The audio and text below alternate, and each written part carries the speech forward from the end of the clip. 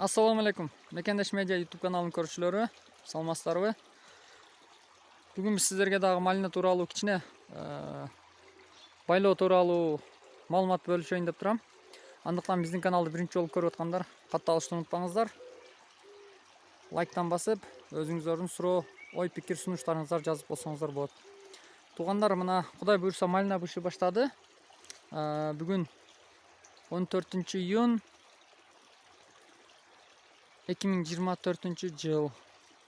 Өткөндө мен сиздерге мынаны бутоо жөнүндө көрсөткөн элем, мына көрдүңүздөрбү? Учуну мантип алып койгонбуз. Мына ушул жерден уже шактар чыгы баштады. Мына бирөө, мына экөөсү.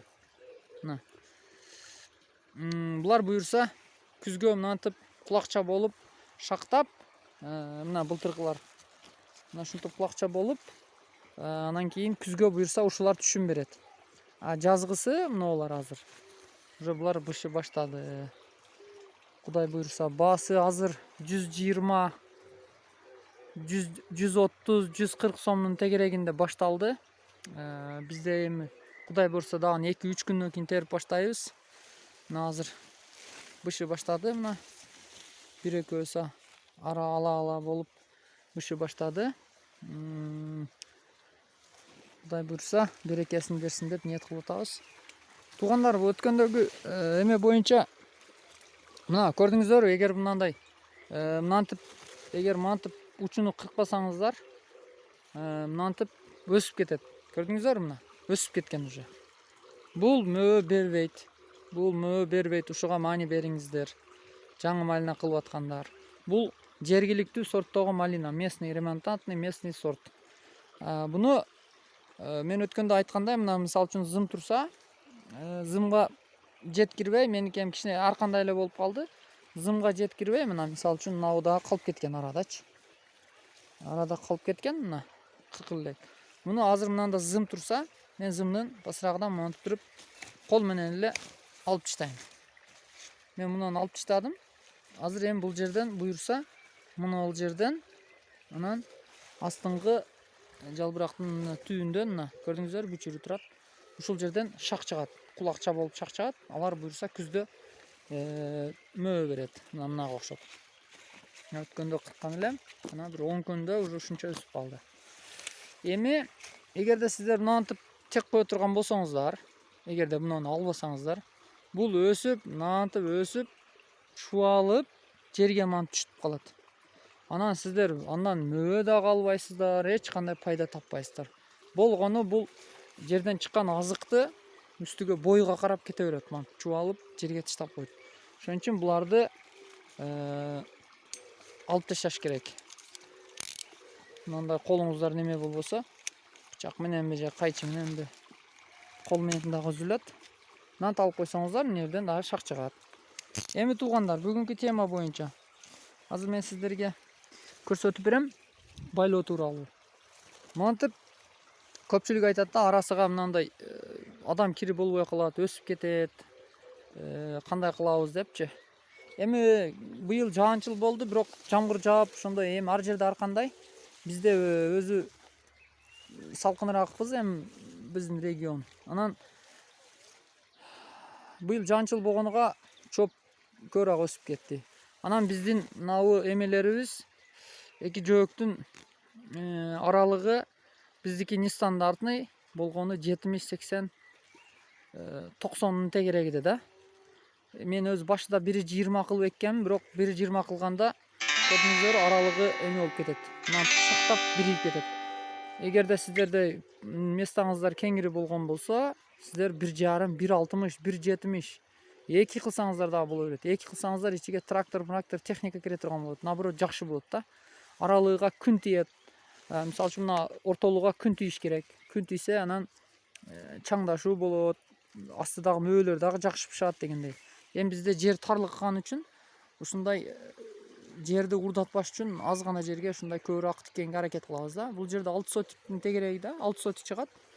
Анан мына бул малинаны мантип жип тартабыз да биз. Зым тарткандар бар же. Бул кадимки эле пресс жип. Баягы пресс кылган жиптерди эле мынантип тартабыз дагы. крест кылып тартабыз. Крест кылып мына эки жагында темир казыктар кылып койгонмун.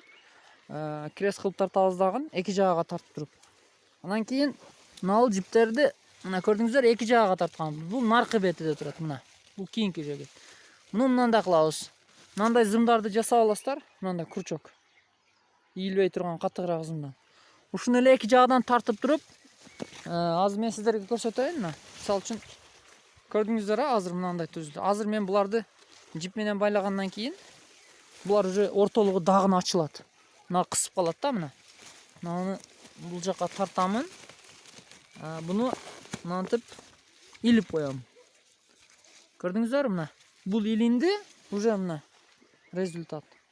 Уже экөөнү мынтип кысып калды да. Кысып калганда мына уже ортолук ачылып баштады.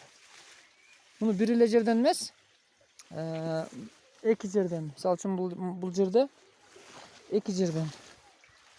Бул жерден бирөөнү, бул жерден бир. Кыскасы 3 метр, 4 метрде бир кысып коесуздар да. Эгер сиздердин жөөгүңүздөр аралыгы жуккан эме болсо. То есть баягы жер тарлар эконом кылып, жерди эконом кылып бизге окшоп эккендер болсо, ушундай кыласыздар. Анан эгерде сиздерде эмеңиздерди аралыгы 1,70, 1,80 боло турган болсо, анда бул нерсени кылыштын дагы кереги жок. Себеби ортолуктан басканга мүмкүнчүлүк жаралат. Бул жерде мүмкүнчүлүк жок. Ошон үчүн ортолукту ачыш үчүн биз ушундай эмени колдонобуз да. Ыкманы. Ошондуктан бул дагы сиздерге кичине болсо дагы малина кылам дегендерге, малина эми баштайм деп пландап аткандарга бир кичине болсо да маалымат пайдалуу болду деп ишенемин. Мына көрдүңүздөр, ушинтип эле кысып коесуздар. Мына уже бул жердеги мына немелер көрдүңүздөр, кысып калат. Мынтип талтайып калат да мыналарчы. Талтайып калганда буларды бир жака тартат жип. Мынтип кысып калат. Ошондо мынтип ортолугу ачылат. Мына ушундай туугандар. Сиздер дагы малинага кызыгыңыздар. Малина өтө кирешелүү, жакшы бир дыйканчылыктын эмеси, мөөлүү, берекелүү. Азыр бизде 130-140 башталды. Паскынкы айылдарда. Кадамжай шаарында. Бизге буюрса, тагын бир жумада уже башталып калат конкретно. Уже 1-2 күндөн терип баштайбыз. Буюрса, быйылкы баа дагы жакшы эле болот деген ниеттебиз. Ошондуктан сиздер да кызыгыңыздар дыйканчылыкка. Мен видеолорумду издесеңиздер, ошо малина тууралуу көптөгөн маалыматтарды колдон келишинче мен киргизишке аракет кылганмын сиздерге пайдалуу болуш үчүн.